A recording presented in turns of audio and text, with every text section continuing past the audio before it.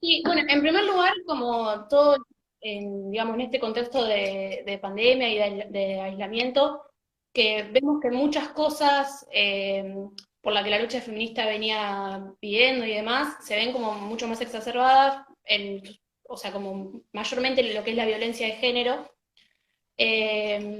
Y como que queríamos preguntarle o ver qué se sabe o demás de si la violencia de género en el contexto de aislamiento se ve mucho más que antes o si hay más. Mira, a mí me parece que no podemos contestar como de manera directa, hay más, porque estamos hablando de un contexto totalmente excepcional y distinto a las situaciones que conocemos, en las que vivíamos. Nunca pasó que la amenaza incluso global sea la pandemia, que se cierren las fronteras, que tengamos que dejar los trabajos, las escuelas, que estar en las casas 24 por 24, digamos, es una situación de enorme excepcionalidad, que además ha hecho que todos los lugares que son para la atención presencial, a donde puede irse a servicios que atienden, por ejemplo, temas de violencia, en un primer momento estuvieron prácticamente casi todos cerrados. Entonces, es difícil comparar esta situación. Lo que sí podemos decir es que la problemática de la violencia de género es una problemática estructural muy grave, que normalmente vemos y lo que se trata en los medios es, como decimos nosotros, la punta del iceberg de esa violencia que es el femicidio, pero que hay cantidad enormes de violencia, otras visibles y muchas por debajo que son invisibles. Que nos preocupó mucho cuando la medida fundamental para cuidarnos del COVID, ¿no? De un virus que no tenía cura, que no tiene vacuna, recién ahora aparece la vacuna, era quedarnos en casa. Y nosotros sabemos que una forma de la violencia de género es la doméstica, familiar, la de pareja. Entonces eso nos preocupó de entrada. Lo que pudimos ver es que creció enormemente, sobre todo el primer tiempo de las medidas de aislamiento de las ASPO, creció muchísimo las consultas en las líneas telefónicas. Incluso agrandamos los servicios, pusimos números de WhatsApp que fueron usados inmediatamente. Los municipios, muchos de los municipios, especialmente el conurbano, también tienen sus propias líneas de teléfono y sus WhatsApp, y en algunos casos se hicieron así, estallaron las consultas. Después también lo que empezó a pasar, y nosotras tuvimos muchos diálogos desde el Ministerio con el Poder Judicial, con las áreas de género municipales, fuimos haciendo encuentros regionales y fue como mutando un poco la demanda con ya pasando los meses de las medidas de aislamiento, entonces las mujeres empezaron a salir para demandar ayuda, a irse de la casa, a buscar lugares para denunciar. Entonces, por ejemplo, el propio Poder Judicial nos empezó a contar que primero atendía nada más que con juzgados o fiscalías de turno y empezó a atender con todas las que atienden violencia, porque era muchísima la demanda. Y una cosa más que yo diría que la vamos a poder analizar después mejor, que son los datos que a nosotros nos pasó la Procuración. El Ministerio Público de la provincia es el que tiene los datos de femicidio, porque tiene todos los datos de muertes de todas las personas y discriminan según cómo se recabe en cada lugar las muertes violentas de mujeres. Y hubo de entre el 20 de marzo y fin de julio un número mucho más alto en el 2020 que en el 2019 de femicidios. Cuando después se mira el semestre completo, y nos ha pasado otras veces, que cuando vos mirás el año completo, más o menos hay una cifra enorme, alarmante, pero más o menos estable. Vamos a ver qué pasa este año, que es un año tan excepcional. Pero la verdad que la violencia de género sigue siendo una problemática recurrente, persistente y que nos preocupa y nos ocupa mucho en todas las formas que tiene, ¿no? Bien, gracias. Eh, Bueno, Ampi, no, no, Ampi, si querés seguir con otra pregunta. sí, nosotros, bueno, a partir en nuestro municipio especialmente, estamos viendo que se está implementando la ley Micaela y nos gustaría que nos cuentes o que le cuentes a los espectadores cómo funciona, en qué consiste. ¿La conocen? ¿Se conoce la ley Micaela por Rivadavia, ahí por América? Y se empezó a implementar este año, hace poco, y por eso también traemos el tema acá, Claro. porque nos parece como importante que lo podamos como seguir profundizando el tema. Compartir. Bueno, mira, justamente la ley surge luego del femicidio de Micaela García, una chica de Entre Ríos, militante de 21 años. Ella fue a bailar y a la madrugada, cuando salió del baile que se iba a su casa, una persona que ya había violado, que sale, lo habían escarcelado, la agarra, la viola y la mata.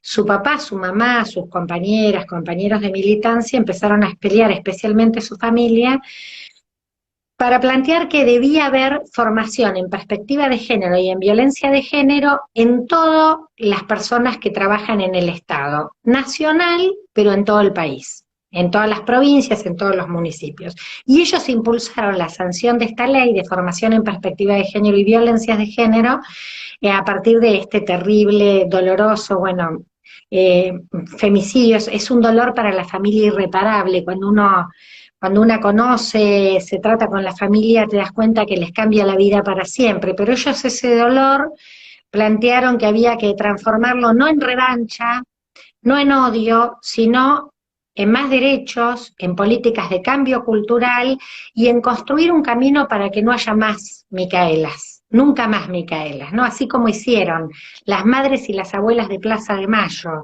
cuando pidieron verdad y pidieron justicia, que no haya más terrorismo de Estado. Bueno, este es un ejemplo, ¿no? Un ejemplo de quienes han sufrido mucho, pero el dolor personal lo transforman en la fuerza para mejorar nuestra democracia. Bueno, el papá de Micaela, Néstor Yuyo García, es nuestro director de formación. Tenemos la enorme suerte de que nos acompañe en la gestión y la provincia de Buenos Aires adoptó la ley Micaela, lo que llamamos la ley Micaela bonaerense, que plantea que todo el Estado, desde los funcionarios, funcionarias, a todos los empleados y empleadas de cualquier rango que sea, deben ser formados en perspectiva de género y violencias de género, y le pide a los municipios que adhieran.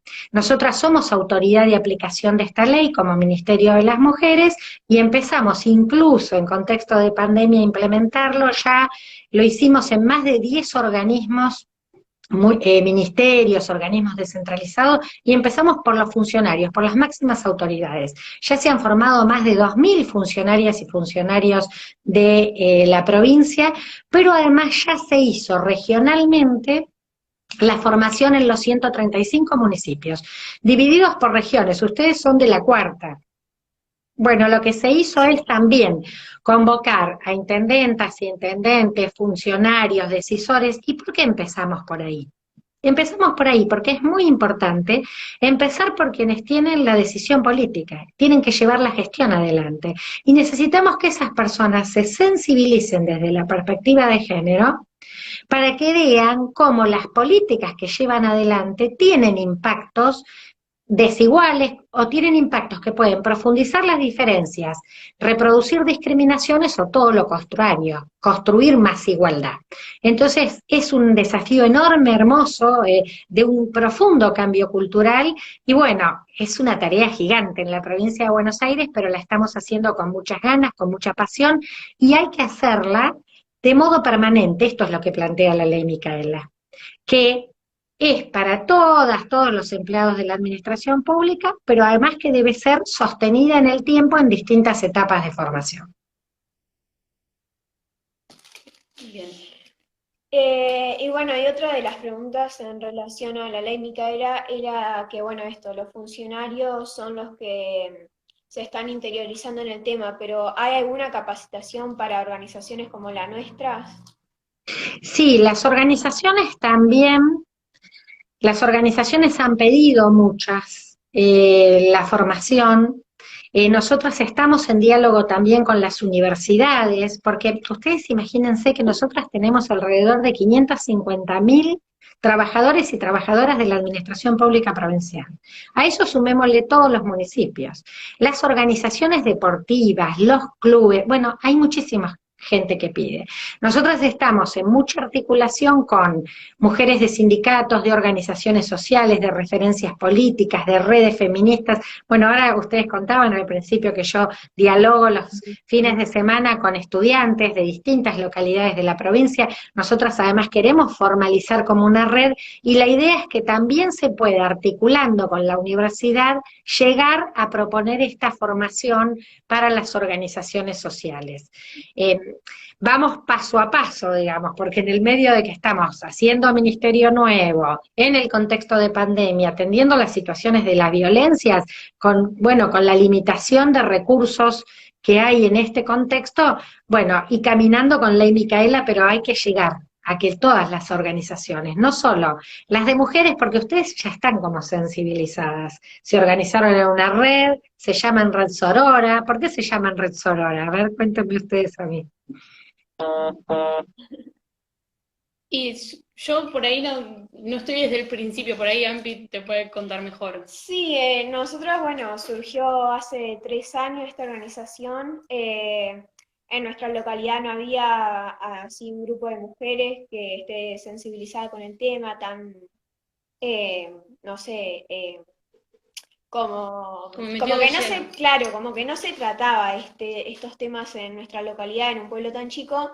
Entonces, primero surgió reunirnos en la plaza para una marcha a favor de la ley de la legalización de la interrupción legal del embarazo, y bueno, y después nos pareció que deberíamos no solo luchar por eso, sino otros derechos que se nos vulneran a las mujeres. Muy bien. Así que surgió Red Sorora para acompañar a todas las mujeres que necesiten un apoyo, que capaz no lo tengan, y bueno, para que se empiece a hablar en el pueblo estos temas que son tan...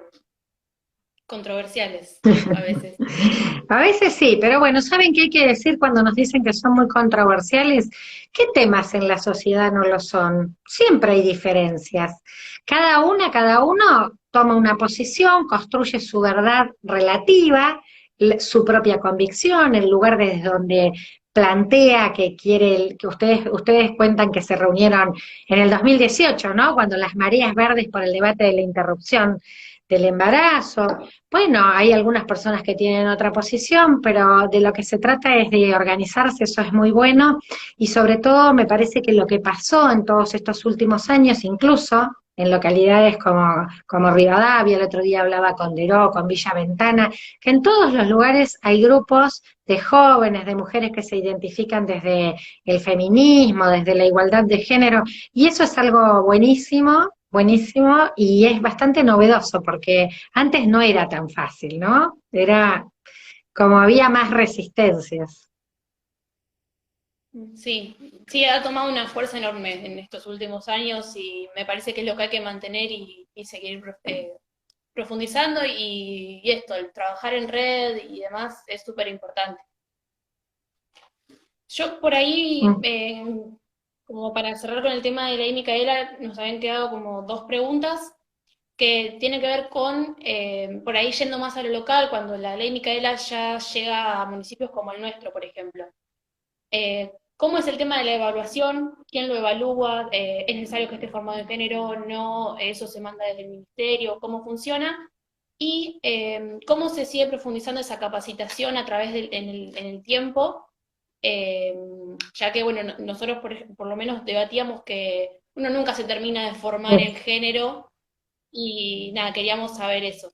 A mí me gusta mucho eso que decís, de que nunca una se termina de formar en género, porque yo digo lo mismo.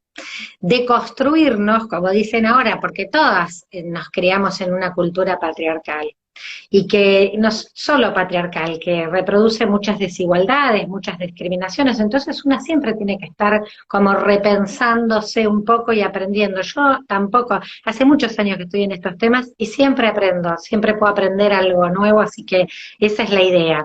Y nosotras como ministerio somos no solo la autoridad de aplicación, sino también órgano de implementación para el Estado.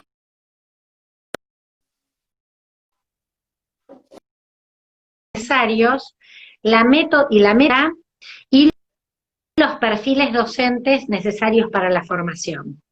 Y esto se pone a disposición de los municipios, de todas las organizaciones que quieran como certificar en Ley Micaela. Y ahora, cuando nosotras empezamos esta primera etapa de la que participaron todos los municipios, fue una semana en la primera jornada que se llamó de sensibilización. Pero ahora ya, desde la semana que viene, empieza la segunda etapa, que es una segunda etapa de un poco más de formación. Y después va a haber una tercera etapa con los municipios antes de fin de año, que la idea es que se pueda planificar a partir de esa etapa cómo se sigue implementando la ley Micaela en todo el conjunto de la administración del Estado, en ese caso en el municipio, y cómo también se van pensando como los cambios institucionales, qué cosas hay que mirar para que haya más participación de mujeres, más acceso al trabajo, si hay lugares de cuidado infantil en los lugares de trabajo, qué servicios existen o no existen. Bueno, que se pueda pensar, esa es la idea. Así que ahí se va a trabajar incluso también en formar lo que se llama formación de formadoras y formadores, para que quede capacidad en las localidades de personas formadas para que puedan ser reproductoras de la formación. Bien. ¿Algo vos querés seguir o...? Bueno. Bueno, nosotros también te queríamos preguntar, nosotros como jóvenes y especialmente así como alumnos de la escuela secundaria, vemos que no está tan presente en este contexto de pandemia la educación sexual integral y bueno, que nos cuentes un poco, hay herramientas, cuáles son, Sí. cómo se ve afectada esta temática en las escuelas y para los chicos. Mira, vos sabés que en todas las charlas, a mí me encanta esto, porque en todas las charlas ustedes traen el tema de la educación sexual integral. Y me parece bárbaro, porque además tienen que en la escuela decirle, queremos educación sexual integral. Porque a veces aparece como esa idea de que las chicas, los chicos nos quieren, la familia, al revés. Eso es un derecho de ustedes, a tener educación sexual integral, pero además, como dice la ley, es un contenido transversal y en todos los niveles de la educación, desde el nivel inicial hasta el secundario. Justo esta semana tuvimos una reunión muy larga de trabajo con la ministra Agustina Vila, que es la directora general de Cultura y Educación, porque la responsable de la implementación es educación, pero nosotras tenemos como objetivos, por ser el Ministerio de las Mujeres, de Igualdad y Diversidad, el trabajo también en este tema. Estamos formando, hicimos un programa que tiene apoyo del Fondo de Población de Naciones Unidas, donde estamos formando y empezamos a formar en educación sexual integral, vamos a formar alrededor de 1000 docentes de escuelas rurales. Empezamos por 22 distritos de escuelas rurales y se va a trabajar también con las autoridades de las escuelas. Pero la Dirección de Cultura y Educación trabajó, por un lado, lo mismo con los contenidos que se enviaron a las escuelas. Si ustedes entran en el portal Educar, hay contenidos de educación sexual integral y en los cuadernillos que se enviaron también hay. Pero se quiere volver a darle mucho impulso. Es muy importante porque es un contenido que tiene mucho que ver con la prevención de la violencia, con la construcción de vínculos igualitarios, para erradicar estereotipos de género, discriminaciones. Bueno, es fantástico, ¿no? Es una mirada de igualdad, eso es lo que tiene la educación sexual integral, de autonomía sobre el cuerpo, de saber cuidarnos. Cuanto más información tenemos, además, más decisiones informadas tomamos, más nos podemos cuidar y cuidar a la otra o al otro. Entonces, la verdad que es un contenido importantísimo que se va a trabajar mucho, porque estos 4 años han sido muy abandonados, muy dejado a si se quería, si había docentes sensibilizados, hay que pensarlo como parte de todo un proyecto educativo general, ¿no?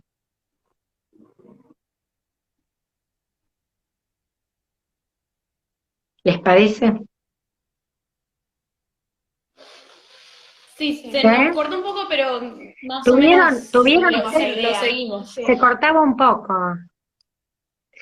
¿Tuvieron educación? ¿Ustedes ¿Cómo? tuvieron algo de educación sexual? Yo sí. ¿Sí? Claro, yo en este momento estoy viviendo acá por el tema de la pandemia, pero yo estudio en La Plata, Ah, arquitectura, estoy en tercer año de arquitectura. Bueno, y Ampi está en el último año de colegio.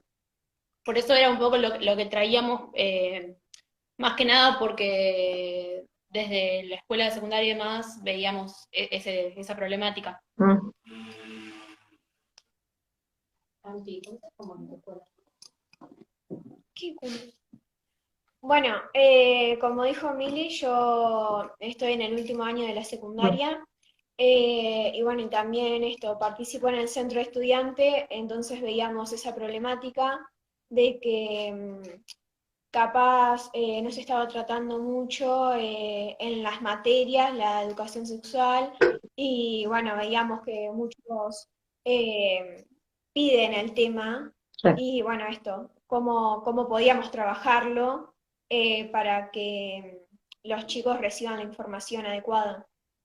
Sí, a mí me parece muy importante que ustedes ya están organizadas, pero está muy bueno que además lo planteen, porque vieron que a veces se escuchan las voces de quienes dicen que están en contra. Esto es una ley del año 2006, tiene contenidos curriculares que son muy buenos, hay un proceso que va a hacer alguna revisión de algo de los contenidos, pero son súper actuales. Y muy importantes, tiene materiales para trabajar con la familia y con la comunidad. Hubo algunas experiencias en la ciudad de Buenos Aires y en algunas localidades que a mí me parece que son muy buenas, que fue la construcción de los foros por la educación sexual integral.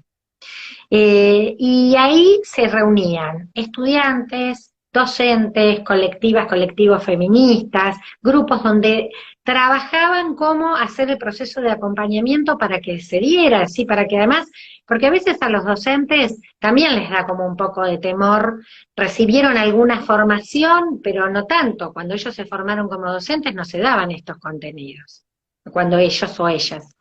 Entonces, bueno, es bueno por ahí pensar cómo se articulan como foro, pueden incluso pensarlo con centros de estudiantes para hacerlo como foros regionales, va a ayudar mucho a lo que se haga desde la decisión de la política pública que está absolutamente decidida para que se implemente en todos los niveles de la educación, que ustedes como organizaciones estudiantiles también se organicen para que llegue la ESI a las escuelas.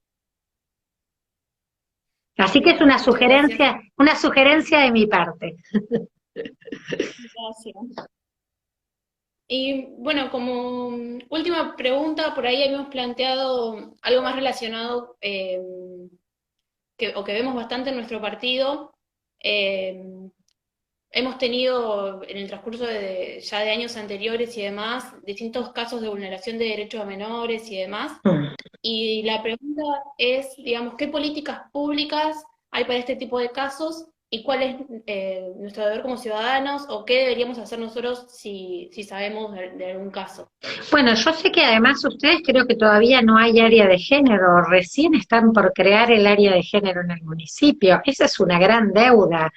Nosotras tenemos, bueno, ahora somos ministerio, antes éramos un instituto, de género, que era un instituto muy chiquitito en la provincia de Buenos Aires. Para una provincia tan inmensa como esta, es súper importante que sea ministerio, pero también necesitamos que cada localidad tenga su propia órgano municipal que se encargue de la política de género. Ahí hay fuerza para hacer y reclamo para que efectivamente en Rivadavia haya área de género. Yo las vi movilizadas a ustedes, algunos videos que surgieron por el caso de una chiquita embarazada, víctima de un abuso de 11 años, ¿no? Que llegó hasta el parto, cuando en realidad hay derecho, porque es un abuso, una niña, siempre eso es un abuso sexual, en general son abusos intrafamiliares.